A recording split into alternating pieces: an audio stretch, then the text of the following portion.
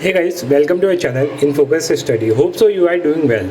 आज हम BSHF 101 that is social science और ह्यूमैनिटीज़, ठीक है, इसके इंपॉर्टेंट क्वेश्चन करने वाले हैं हम। ठीक है, देखो हिंदी में करेंगे हम। ठीक है, हिंदी के जो क्वेश्चन है इंपॉर्टेंट वो करेंगे। ठीक है, प्रीवियस ईयर ये है। ठीक है, आपके लिए प्रीवियस ईयर से अच्छा सोर्स कोई हो ही नहीं सकता। कोई बोल रहा है ये क्वेश्चन करना इंपॉर्टेंट है, भाई झूठ बोल रहा है आपसे। प्रीवियस ईयर करके जाओ, इससे रिलेटेड क्वेश्चन करके जाओ, आपके क्वेश्चन नहीं छूटने वाले।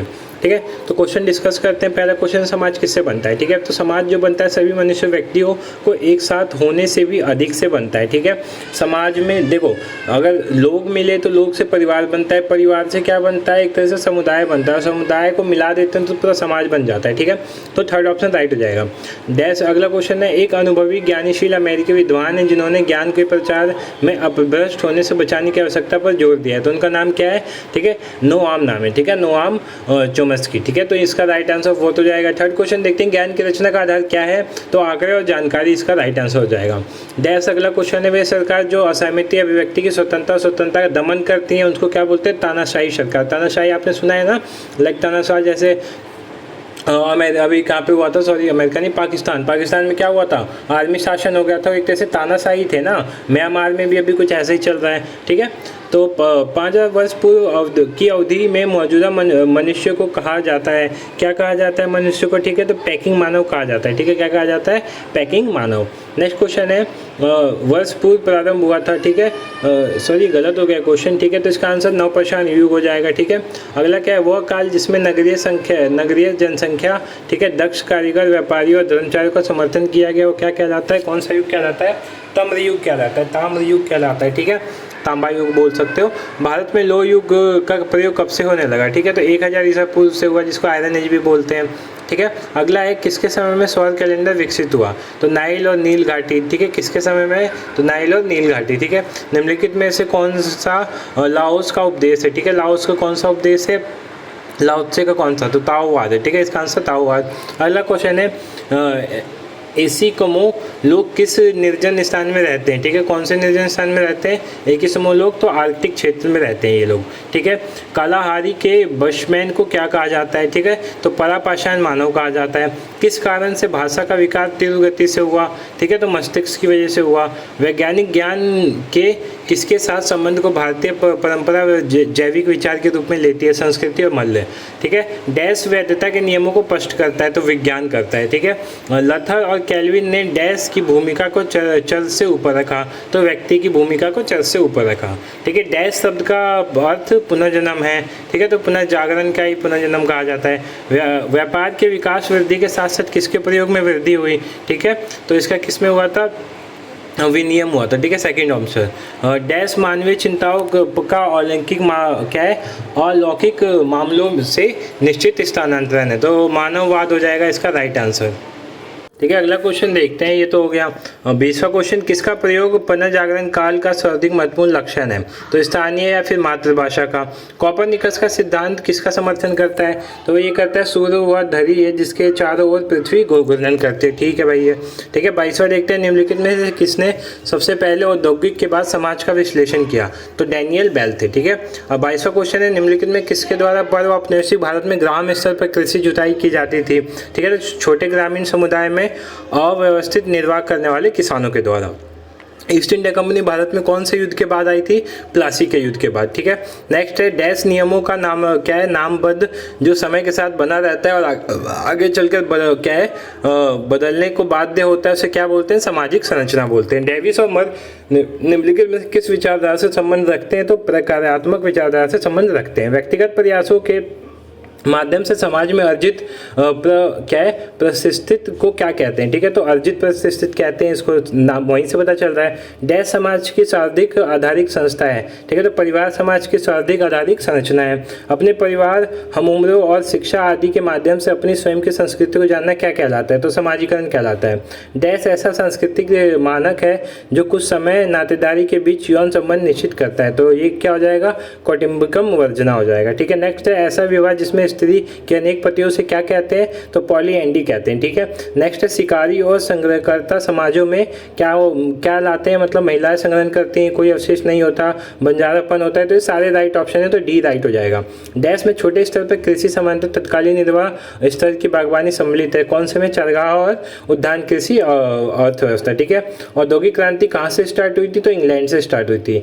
एक आध्यात्मिक और राजनीतिक मुखिया के रूप में दलाई लामा किसके उदाहरण है, तो ये किसके उदाहरण है, राजनीतिक, सॉरी एक सेकेंड, धार्मिक करिश्माया राजनीतिक, ठीक है, राजनीतिक हो जाएगा इसका, राजनीतिक। ठीक है, नेक्स्ट है नेक्स्ट, ठीक है 36 क्या है, आधुनिक राज्य की वृद्धि किसके साथ होती है। ठीक है, इसमें मैंने जो इसको बनाया था तो इसमें ना कुछ टेक्निकल एरर आ गया था, जिसकी वजह से कुछ मात्रा हट गए हैं, तो मैं इसलिए रीड करके समझा दे रहा हूँ। ठीक है, आधुनिक राज्य की वृद्धि किसके साथ होती है, नौकरशाही के साथ होती है। ठीक है, अनुसूचित जाति शब्द का सर्वप्रथम प्रयोग कब हुआ था, भारत सरकार अधिनियम 1935 में हुआ था। आदिवासी, निर्जन और वनवासी जैसे शब्द किसको दर्शाता है, भारत की आदिवासी जनसंख्या को। ठीक है, देश का गठन पिछड़ी ओबीसी और क्या है, कसौटी को पहचानने और ओबीसी की सूची बनाने के लिए किया जाता है, तो काका कालेकर कमीशन। ठीक है, काका कालेकर कमीशन द्वारा किया गया था। ठीक है, बहिष्कृत हितकार सभा की स्थापना किसने करी थी, तो बी आर अम्बेडकर ने करी थी। ठीक है, वह प्रक्रिया क्या कहलाती है, जिसमें निम्न जाति के सदस्य उच्च जाति की जीवन शैली इनको अपनाकर जाति प्रथा में क्या करते हैं, अपने आप को ऊपर उठाने का प्रयास करते हैं, तो इसे क्या बोलते हैं, संस्कृतिकरण कहते हैं। ठीक है, अगला क्या है, अंग्रेजी विद्वान हर्बर्ट स्पेंसर ने किसका प्रतिपादन किया, तो इन्होंने सारी चीजों का प्रतिपादन किया। ठीक है, डैश संघर्ष सिद्धांत के महानतम प्रतिपादक में से एक थे, कार्ल मार्क्स थे। ठीक है, संविधान सभा के प्रारूप समिति के अध्यक्ष कौन थे, बी आर अम्बेडकर थे। संपत्ति का अधिकार बदल के क्या हो गया, कानूनी अधिकार हो गया। ठीक है, यूएसए किसके द्वारा लिया जाता है, मतलब एक सेकेंड, अध्यात्मक लोकतंत्र यूएसए किसके लिए जाना, अच्छा हाँ, यूएसए किसके लिए जाना जाता है। ठीक है, तो अध्यात्मक लोकतंत्र के लिए जाना जाता है। ठीक है, जैसे इंडिया में प्रधानमंत्री शासन करते हैं, वहाँ प्रेसिडेंट करते हैं, तो यही आंसर हो जाएगा। देश भारत में राज्य स्तर पर नामांकित मुख्यालय कार्यपालक होता है। ठीक है, तो राज्य स्तर पर कौन होता है, देखो देश के स्तर पर मुख्य राष्ट्रपति होता है, राज्य के स्तर पर गवर्नर होता है, तो थर्ड आंसर राइट हो जाएगा।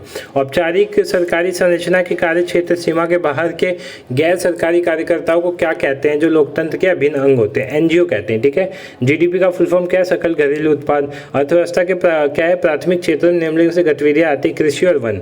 ठीक है, वित्तीय वर्ष कब से कब तक होता है, 1 अप्रैल से 31 मार्च तक होता है।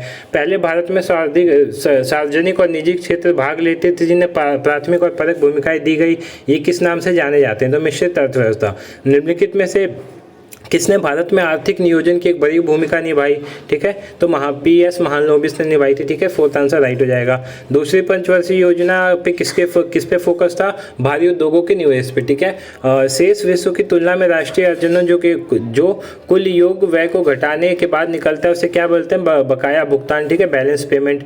ठीक है, अगला क्वेश्चन है, बीजों और इन चीज़ों, मतलब बीजों और मशीनों के मतलब जो चेंज हुआ था, जो रेवोल्यूशन हुआ, किस नाम से जाना जाता है, हरित क्रांति के नाम से जाना जाता है। स्वतंत्र भारत के प्रारंभिक वर्षों में निर्यात किया जाने वाला सबसे अच्छा वो वस्तु कौन सा था, प्राथमिक वस्तु कौन सा था, चाय था। ठीक है, भारत द्वारा नई आर्थिक नीति किस वर्ष अपनाई गई, 1991 में अपनाई गई थी, जब मनमोहन सिंह ने इसको वो सजेस्ट किया था। WTO का आदर्श क्या होता है, ठीक है, विश्व फुल फॉर्म क्या होता है, विश्व व्यापार संगठन, WTO। ठीक है, नेक्स्ट क्वेश्चन है, भारत की शुरुआती अर्थव्यवस्था में प्रतिबंधक और नौकरशाही संबंधी लाइसेंसिंग को क्या कहते हैं। ठीक है, तो इसका आंसर है लाइसेंस परमिट राज। ठीक है, लाइसेंस परमिट राज कहते हैं। ठीक है, अगला क्वेश्चन है, डैश में सार्वजनिक क्षेत्र में निजी स्वामित्व का आंशिक प्रेरणा जो होता है 25 से 50 या इससे अधिक होता है, किसमें होता है, तो संयुक्त उपक्रम, जिसको जॉइंट वेंचर बोलते हैं। का अर्थ विश्व के शेष, मतलब इसका डैश का अर्थ शेष विश्व के साथ देश का आर्थिक एकीकरण है, क्या कहलाता है, ये उदारीकरण कहलाता है। ये गलत आंसर है, क्या कहलाता है,